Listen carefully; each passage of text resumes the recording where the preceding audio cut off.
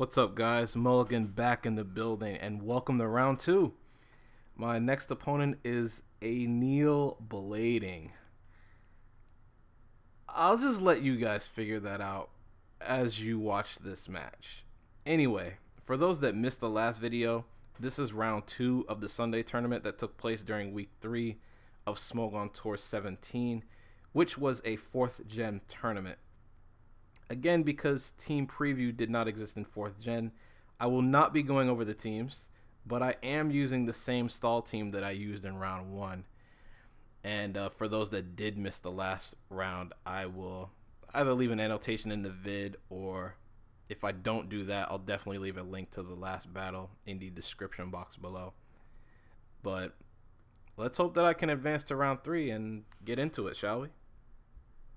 I lead off with Heatran, and my opponent does as well. Normally you'd see both players set up Stealth Rock here, but I go immediately for the Earth Power. The reason why is because it allows me to scout for the item, particularly Choice Scarf and Shuka-Berry, but I end up outspeeding as well, which is also important info, and my opponent sets up SR. Leading off with Earth Power allows me to safely set up SR, since Heatran can't be KO'd even by a crit Earth Power because of Shuka-Berry and my EV spread. Does end up switching out and shows a Tyranitar.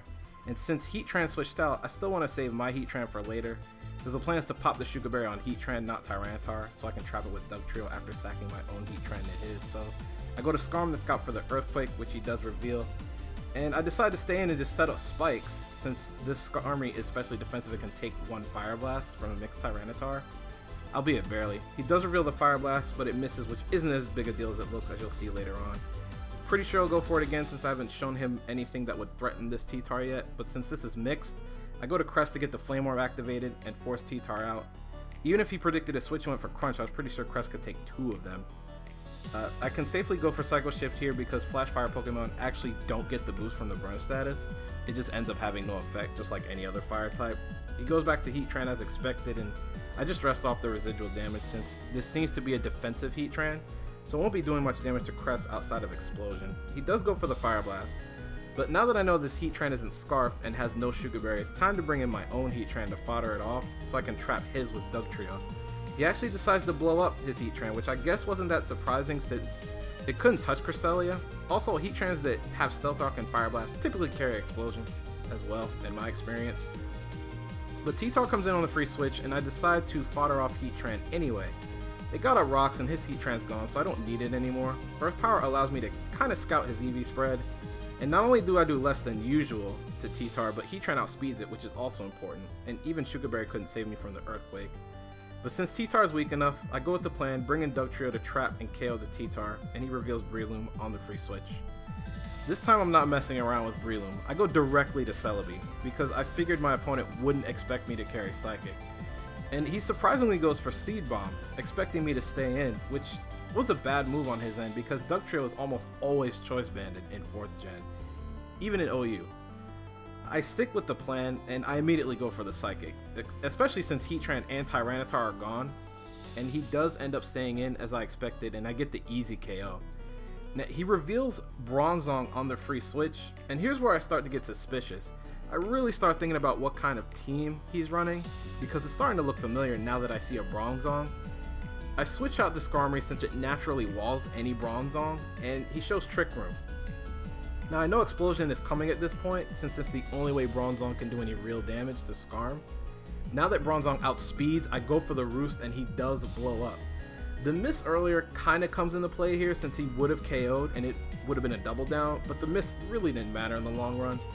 He reveals Slowbro on the free switch, and here I go for Whirlwind so I can see his last team member, which allows me to plan how I'm going to win the game. He shows Flamethrower though, which I gotta admit really surprised me. I was fully expecting a Surf. But since it isn't Stab, I'm able to take the hit, and his last gets dragged in, which is a Dusknoir. This is when it clicked. This is Grim's 70s Trick Room team from a few years back. I actually faced the team before in a previous Smogon tour, and my opponent was none other than Grim 70. Now that I've seen Dusknoir though, I know Spiritomb will clean this up.